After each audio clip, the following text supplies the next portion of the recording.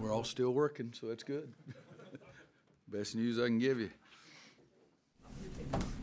Anybody? Coach, how do you keep your team focused on what's at hand and not how you are or how you're supposed to be statistically? You know, they have Duke loses, so you guys are supposed to win all that. How do you keep them off of that and focused on? I don't ever say anything about it because I don't pay any attention to it myself. I don't know who's supposed to win or lose or whatever. Tell them to try to, as I said the other day, just enjoy what we're doing, enjoy the journey. We're going to practice today, and if they screw it up, I'm going to get mad just like I would of the first week of practice. If they do it right, I'm going to praise them for it. But I don't really say too much of anything about what other people are saying and other people are doing. We just try to, you know, it's corny as all get out. We just sort of try to get in our own little nest area and stay there and do what we do. How did Garrison and Kenny come out?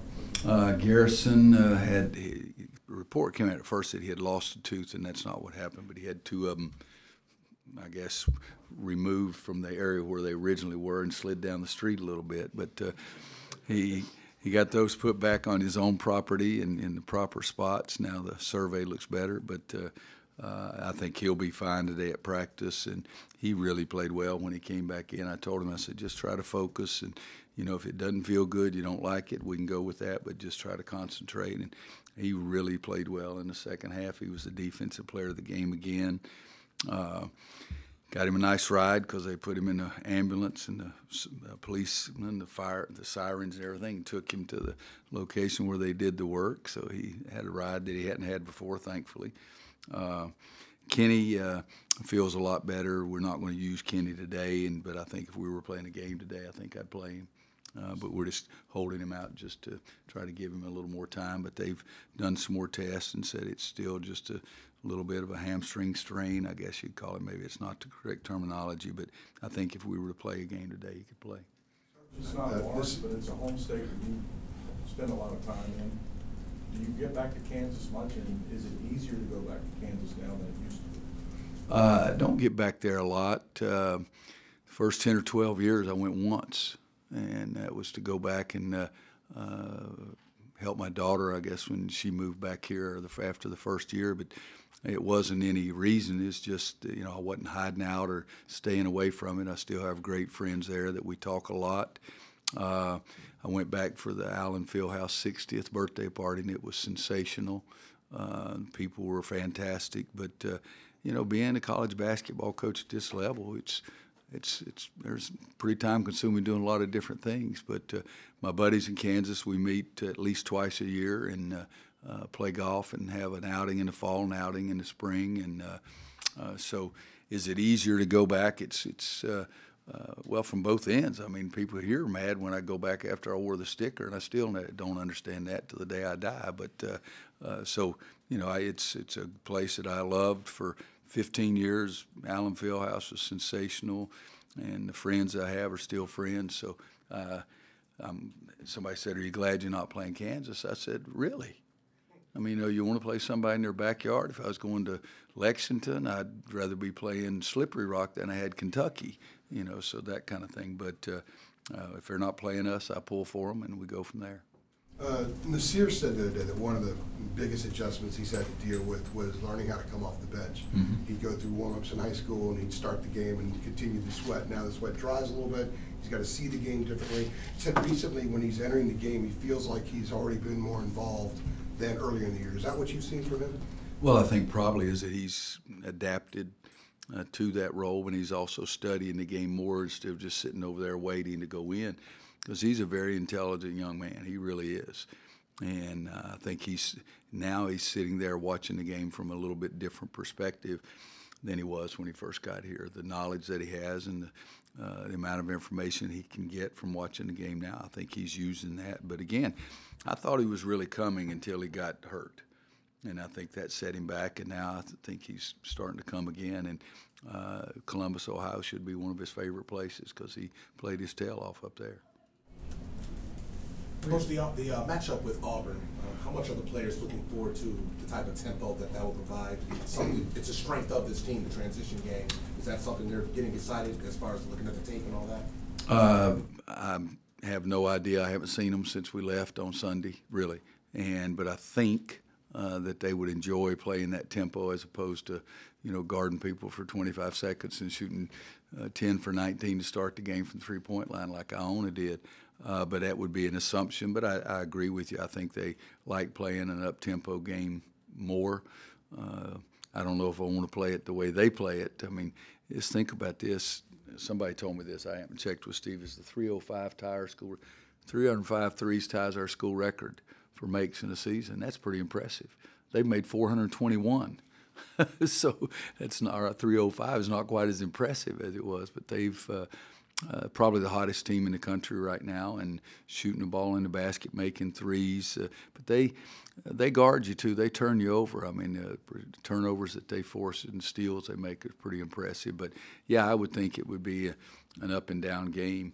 And if I'm watching the TV last night or even today, and I see those my NCAAM, and they're saying about the matchups and the spread and the over and under, I purposely don't look at that stuff. And so, but I would imagine that our tempo is probably going to be pretty fast during the course of the game too. Auburn hasn't had a lot of recent success before the work that Bruce Pearl has done in building that program up. What stands out to you about what he's done to get them where they are? Well, it's Bruce has done a great job, and I haven't followed Auburn basketball as closely to know what they've done, but I know when we were here in the mid-'80s, they were very good, and Charles and Wesley Person and those guys. But I remember we played them in the regional in Birmingham, Alabama, in probably 83 or 84, something like that.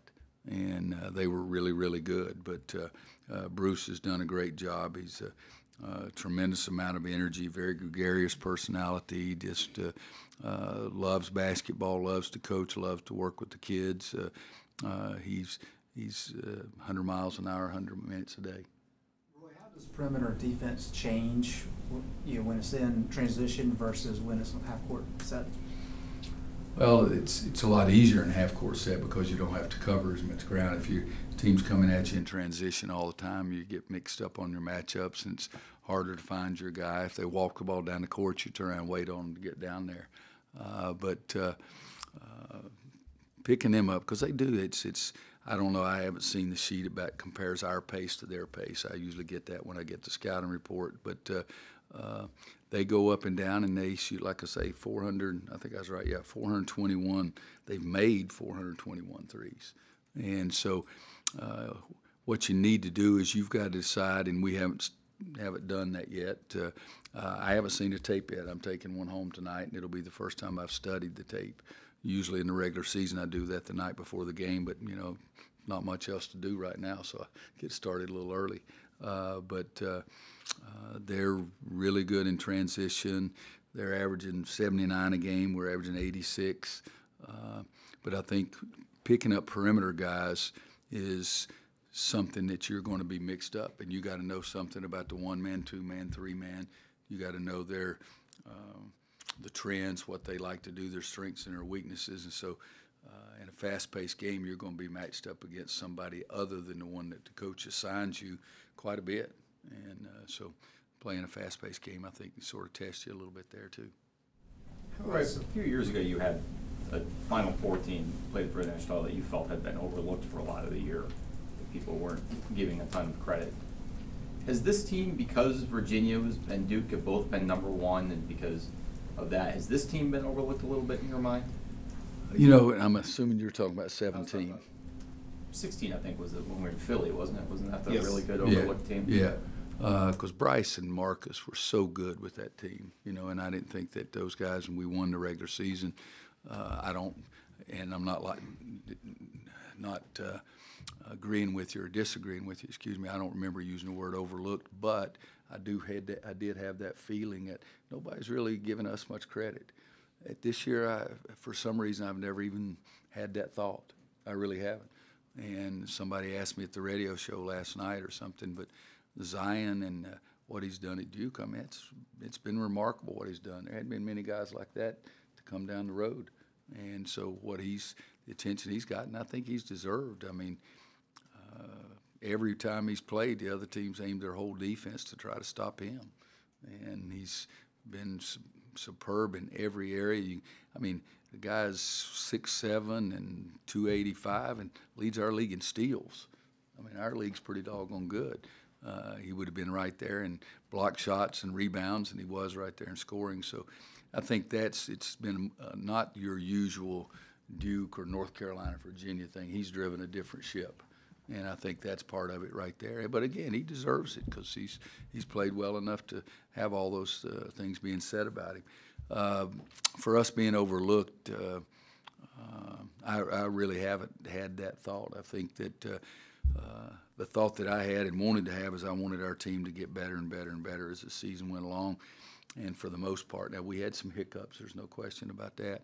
But for the most part, I think our team really did that, and that's something that I take a great deal of pride in, and I'm very happy that they've done it, to say the least. Coming in, what was the biggest thing that he had to do to grow to become what you wanted him to be, and how has he grown from the start of the season? I don't think there was one thing, because I thought he was great. I mean, I thought he was as good a high school guard as I've seen in a long, long time. And throughout the course of our 4 practices this summer, and then the 2 or 3 before we went to Nassau, I thought he showed that he could do everything there was in the game. So I can't pick one thing, but he's had to improve in every area, and I think he has improved in every area. But he started at a pretty high spot. You know, and I never saw you play, but if you were playing, I would imagine that you would have started a much lower level than he did. He was pretty damn high up there to start with, and not offending your ability or anything. Okay, so do I. Intelligent people do, but he was at a really high level in so many ways. And the biggest thing in my mind was that to be the quarterback, to run the show, to be in charge of everyone and not just feeling like, okay, I know I got to get 40 tonight or we're probably not going to win. And I think just changing that. But he wants to do that. He wants to be on a team that wins at the biggest stage. How has kind of the loss of his dad and other adversity that he's faced in his life kind of shaped him as a person and a player? Well, he's very much goal-oriented. He's a team player. He wants to win. He's competitive. I think he got all those things from his mom and his dad and his brother and his sister. But there's no question that he knows that his dad is watching, and he's having a lot of pride in his success. But, you know, I don't think every parent should get the credit or the blame when a kid screws it up or when he does it well. The kid's got to get some of that too, and I'm just proud of him, what he's done. But he's got a little extra drive there because of what has happened with his father. There's no question. Coach, for you guys, you're expected to go to the Sweet 16. For a guy like Cam Johnson, this is new territory. Have you seen a little bit more of excitement from him and how appreciative he is to reach this point? We haven't talked about that part of it, but I saw a lot of excitement when he made that first 3 at the start of the second half of the Ona game. That was the excitement that I wanted to see. But he's really played at a high level for us all year long, and I think he's been in uncharted waters right now, and I think he's really wanting to raise the level of his play too, because he's enjoying what he's doing. How do you think his transfer has worked out when sometimes they just don't? And I'm not talking about your program, but just look across the country. Well, I haven't had very much experience. You know, we had 4 transfers coming in at Kansas in 15 years, and 2 of them were great. I mean, really good. And I guess Justin Knox and Cam, and has there been anybody else? KJ and Ryan, but the 2 that come in and play, I guess Cam and Justin have been the only 2 we've had here. So I haven't had very much experience myself, but I thought Justin Knox was great for us, and I think Cam has taken his play to another level. And, you know, the other team's got to be talking about him a lot, and he's still shooting the ball in the hole quite a bit. But I think, again, I'll go back to he just feels better, and I think being able to play without being hurt is huge for him. Going back to Nasir, Coach, how much of a role have you and your staff played in forcing the issue with him as far as being more aggressive on the offensive end, maybe setting up more plays with him to, you know, boost up whatever confidence that he needs going into this level of play? Have you guys? Well, I think we've pushed him maybe harder than he's ever been pushed, maybe more than he's been comfortable, but we also have probably more plays for him than any guy that I've ever had, you know, because he's got a unique set of talents there. But he's been a pleasure to coach. I mean, it's been hard on him, and you know, he hears what everybody says and reads probably some of the stuff that I don't ever read. But I told him in the locker room, I said, son, I know it hadn't been the smoothest ride, but boy, you were something big today. And getting the ball in the middle against that zone, he was a terror for us. Coach, I've heard the word Philosopher Nas kind of tossed around a little bit. What does that mean specifically? What kind of person is here off the court? And what goes into that nickname? I've never heard that nickname. No, I have no freaking idea what you're talking about. So it's ask them. He's extremely bright. I mean, academically, he's done a great job. He's done as good a job as anybody we've ever had coming in on the academic side. But no, I haven't talked too much about how Nasir Little and Kierkegaard, what they have in common. I haven't asked him about his favorite philosopher.